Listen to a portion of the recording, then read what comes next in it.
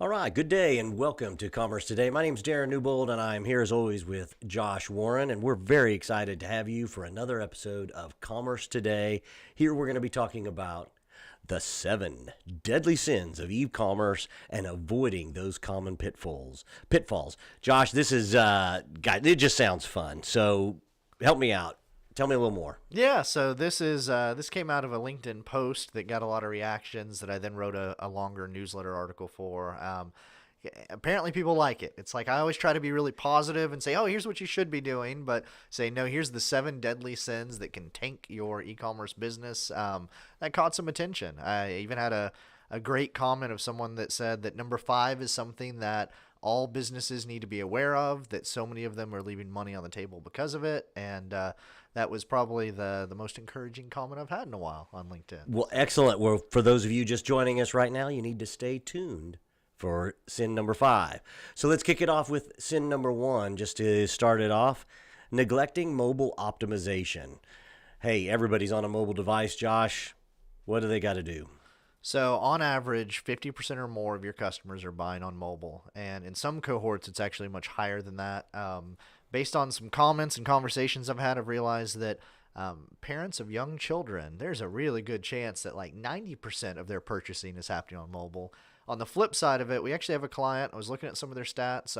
Only 20% of their traffic's on mobile. So it's not cut and dried. It's not always, everyone's on mobile, but it's definitely shifting in that way. Yet we still see sites that are not mobile optimized. And we have been talking about responsive design and mobile friendliness for about 10 years now. But just the other day, actually, I had a potential new client I'm talking to where their site design is based on probably 2005, 2006 designs. And it flat out does not work on mobile. And if that's the case, you are losing customers left and right. Well, what do we got to do to fix this? I think there's some quick, easy hits that you can help out with. So there are some tests to see how mobile friendly your site is, see how bad of a problem that is. We'll link to the newsletter article that details all those in the show notes for the episode. I already mentioned responsive design, and I know a lot of y'all are probably thinking, yeah, Josh, we did that years ago. No, there's still some people who haven't done that. But then I think the thing that everyone thinks of around mobile optimization right now, and this is very true, is speed, is making sure that it's fast on mobile. And lots of times people don't think about the fact that, especially some older phones, they don't have the processing power of the latest and greatest phone. They might be running in an older version of Android, something like that, where they're going to have some different issues rendering your pages. And that brings me to the last practical fix for this is, don't just test it on one device. I have worked with so many clients where, the CEO, we know what phone he has, and that is the only phone that matters Right. as far as that company is concerned. But kind of an interesting recommendation I saw recently was like, if your people are mainly testing on iPhones, make sure somebody grabs an Android tablet. And different form factor, different operating system. That way you can test and make sure it still looks good there too. Well, and there's even services that can do testing where you can test on multiple devices, or at least simulate testing on multiple devices to get you closer. So that's a great place to start. Well, moving on, sin number 2, complicating the checkout process. Wow. I personally run into this craziness. So talk us through this one, Josh. Yeah, so complicated checkouts equal cart abandonment. Amen. It just breaks down that simple. And again, you might be thinking, oh, everybody knows, make checkout fast and simple. And you're probably even thinking, oh, my checkout's fast and simple. Is it? Have you tested it? Have you tested it? Again, kind of look at it from an iPhone and an Android device. There are so many checkouts out there, including some of the big platforms that I won't name and shame this time. But there's some that block Safari from autofilling credit card numbers. So then the person has to manually type in their credit card number. The worst offenders I've seen of this are the people that their site has this fancy system that's trying to show, oh, here's the Visa icon or the MasterCard icon as you type in the credit card number. But so many of those are implemented in a way that autofill doesn't work. And so you're just frustrating your customers. You're frustrating Darren. Yes, very much. And then they are going to buy from your competitor instead. So definitely think through The form fields, do you have too many form fields in your checkout? Do you have too many required form fields? Are those form fields supporting autofill or not? Think about guest checkout, of course. I know some of you, especially some of the B2B brands we work with, guest checkout isn't always an option, but where possible, definitely offer that. And then provide multiple payment options. And there has been some contrarian research saying that sometimes too many payment options can overwhelm people. But I think for the most part, your customers, the payment options that they're going to resonate with. Make sure you're offering, more than just one or two. Again, especially if you have a whole lot of mobile users, offer some type of wallet-based payment, so Apple Pay, Google Pay, or both. Most of the better payment integrations for e-commerce now will support both, so there's no reason not to turn that on. Yeah, that should be easy. That should just be an easy thing that everybody does. All right, so sin number 3, underestimating product content. I really want to hear about this one, Josh, because we talked about product content and all that quite a bit. So tell us about this one. Yeah, so high quality product content. That can be as simple as high quality photos. I was having an interesting conversation on someone else's LinkedIn post this week about thinking through from the buyer's perspective, and in this case, I mean the buyer of that product line, not the customer.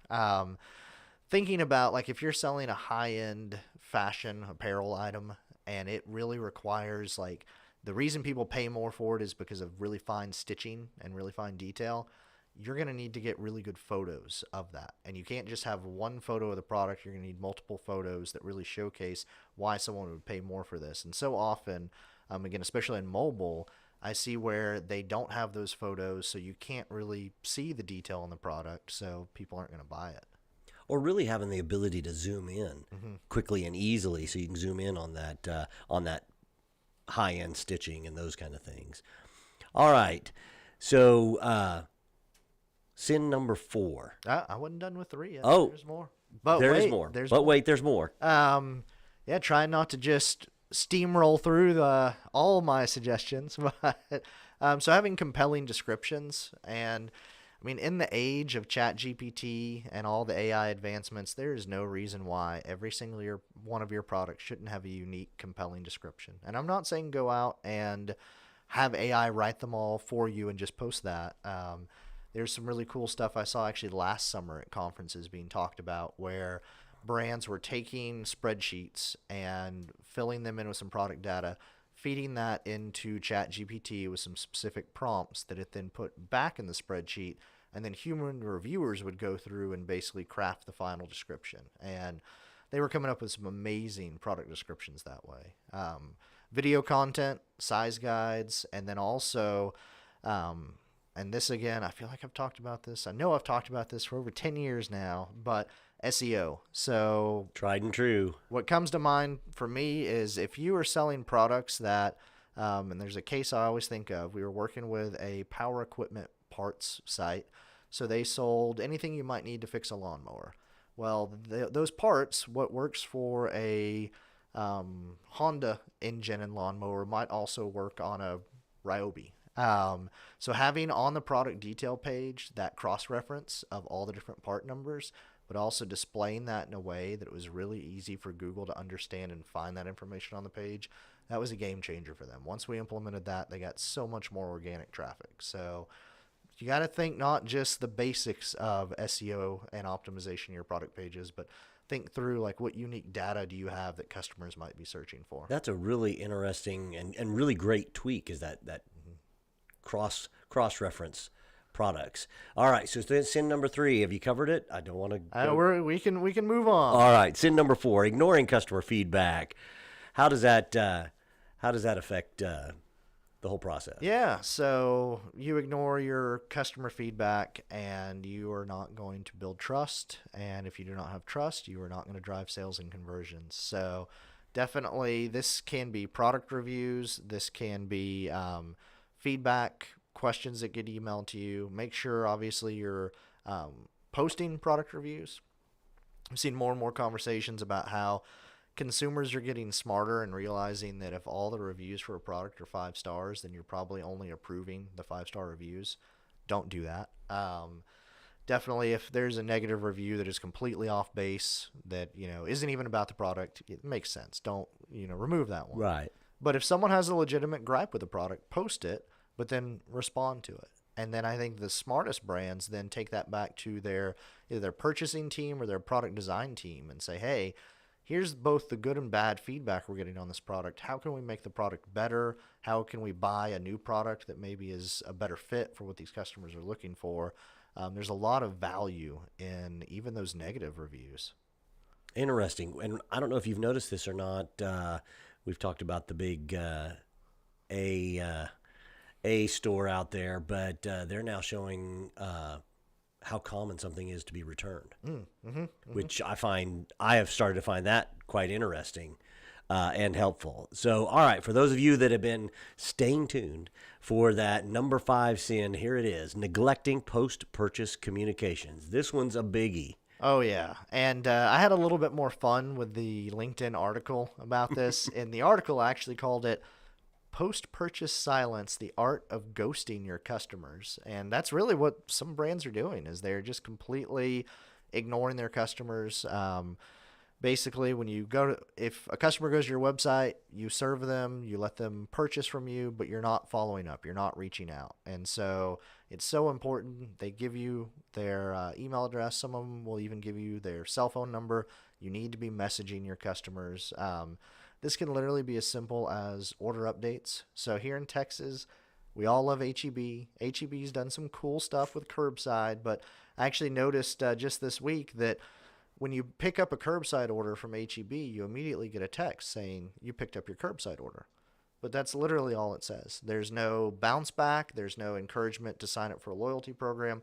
There's no link. There's nothing. And that is such a huge missed opportunity where they could simply say, hey, some of the locations have a barbecue store. Say, hey, pop in, pick up some barbecue, 5% off if you show this code. So many things you could do to kind of drive more sales and incremental revenue. Obviously, then also some brands will have a welcome series depending on your product and what you're selling. You could have a series of emails after someone makes a first purchase. Loyalty programs don't have to be as complicated as some people think. I have seen amazing things done just with free Facebook groups. And personalized recommendations, obviously building in some personalization into the post-purchase communication. Yeah, that all sounds fantastic, and it's so important. We don't want to be ghosting our clients after they've made a purchase. So, all right, moving forward, sin number 6, overlooking the data analytics. Tell us about that one. Analytics, so important. Yeah, so obviously make sure you have analytics installed. Make sure it's working. We have taken on clients from other agencies or that we're doing things in-house, and we'll ask them, hey, can we get access to your Google Analytics? Like, oh, yeah, we have it. We have Google Analytics. Okay, can we get access to it? Oh, well, that was Bob that set that up, and Bob's not here anymore, so we'll get back to you. And then maybe a few months later we get access, and we discover that, oh, it hasn't been working for years. And so obviously make sure you have some sort of analytics installed and working. To me, analytics, it's almost like backups. A lot of IT professionals say that you really only can say that you have backups when you actually try to use them. And exactly. Successfully restore something. So use your analytics. Make sure you can actually pull data from it, and then really, just dig in. There's so much information. It's so exciting, honestly. Being on the e-commerce side of things, we get so much more data than stores do because we can see exactly where your mouse was hovering over, and we can see where you clicked and how long you spent in each step of the purchase process. So definitely use that information. Also use it, though, to segment out your audience, your customers. You may actually have 2, 3, 7 different personas that are buying from you, and if you can really dig into the analytics and segment that out, that can help you in your personalization efforts. And also look at your site search. Look at what terms are people searching for. And actually for some of the omni-channel retailers we work with, we've seen some interesting things in the site search that help us basically realize, hey, y'all have a problem with people not knowing how to navigate your stores. And so we're able to dig into that and actually help on the store and the physical retail side of things just by looking at the analytics and looking at the site search terms. That's awesome. Yeah. And I know there's episodes that we've talked about many of these things. So even going back and reviewing some of the episodes that we've had on specific on analytics can always be helpful. Well, bringing it to a finale, sin number 7, providing subpar customer service. This is almost as bad as ghosting them, but not quite, because now you've talked to them, but it wasn't any good. Exactly. So, I mean, the basics are provide good customer service, train your customer service people well, have the right policies in place. But even with all of that, something's going to happen. I mean, it is not possible to have a perfect 100% satisfaction rating with anything that involves customer service. So also have some recovery procedures in place. And I know we've had episodes where we've talked about Disney and Disney's approach to quality service and how they have kind of recovery processes. And I think that's such a good thing to go back and listen to that episode or look up what Disney says about that. So just knowing that, hey, somebody can have a bad experience and then how you react to that. Like I'm amazed when I see a brand go viral because some customer service person went off on a customer. And it's like, oh, that's not like this day and age. You have to realize anything you say in a customer service interaction could be screenshot and pasted all over Reddit. So just train your people, give them the right resources, set really good, clear time expectations. Like if it takes you 3 days to get back to an email, at least say in your autoresponder, you will get a response back in 3 days. Then this is another area where AI is making leaps and bounds. So many companies now have seen 50% or more of their customer service interactions are able to be answered by an LLM or an AI. And then also just having a knowledge base. If you don't want to go full AI, at least have a good customer service knowledge base that is exposed to your customers so they can self-serve some of those things. And one of the things that I've seen even a little bit in this whole customer service range is make sure you're monitoring and measuring the things that you just mentioned, Josh, the time and the response, because if you don't measure it or if you don't keep track of it, then even if you have great customer service, but yet it takes 3 days to get any good customer service, you may not be really meeting what the customer needs. All right. Well, as a quick recap of our 7 deadly sins, we talked about mobile optimization, how important that is, can't be neglected.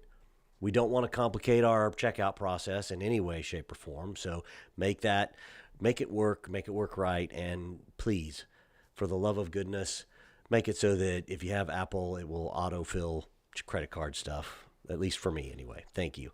All right, moving on. Sin number 3, underestimating product content. It's got to be great, got to be valid and important. We don't want to, number 4, ignoring customer feedback. Never do that. You want to be able to provide that and have that there. Don't want to neglect or ghost our customers. So don't neglect post-purchase communication. Sin number 6, overlooking data analytics. You got all the data there. Take a look at it, use it, analyze it. And then lastly, provide great customer service. Don't provide subpar customer service. With all that, Josh, I know you have a final message here to kind of share with everyone about this Commerce Today, as well as your posts on Joshua Warren at LinkedIn. Yep. So definitely please follow me on LinkedIn. I'm Joshua Warren. You'll see a Creativity Gold background behind my headshot because there are many Joshua Warrens on LinkedIn. I had 4 Joshuas in my kindergarten class. My mom picked, I think, the most common name of the year I was born. That rant aside, sorry, Mom. I would say also subscribe. If you follow me on LinkedIn, LinkedIn will automatically recommend that you subscribe to E-Commerce Insights. It's a little weekly LinkedIn newsletter I do. It's where this content actually originated. And I'm really excited about next week's episode. So I've been saying for weeks that want to have more merchants on the show and inviting y'all to reach out to me if you'd like to be a guest. And next week, I will be interviewing Nick D. Nichols. He's a 10-year veteran of e-commerce marketplaces and Amazon leadership. He's been a conference speaker. Really, the list of accolades is long. And I'm really excited to have him join Commerce Today and give the merchant's point of view. I think it's going to be a great episode, so keep an eye out for that next week. That is so awesome. Well, with that, we appreciate you being here. As always, we look forward to hearing from you, so don't feel free to reach out to us at any time. And we won't ghost you. We won't ghost you. Yep, that's right. And And as always, thanks again. You guys have a great day, and we'll see you next time here at Commerce Today. Take care.